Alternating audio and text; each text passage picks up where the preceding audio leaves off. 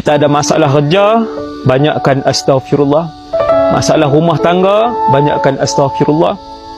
Kita ada masalah adik-beradik, banyakkan astaghfirullah. Kita ada masalah perniagaan, banyakkan astaghfirullah. Kita tertekan dengan anak-anak, banyakkan astaghfirullah.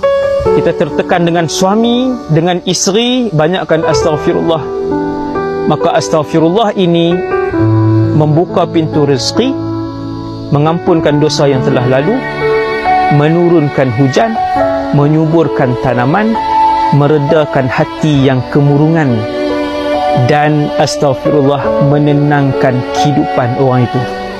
Beramallah dengan raja zikir ini tuan-tuan, insya-Allah seperti mana Allah menjamin, Nabi menjamin, saya juga berkata dengan pasti insya-Allah zikir ini akan mengeluarkan tuan-tuan daripada 1001 permasalahan yang sedang dan akan kita hadapi.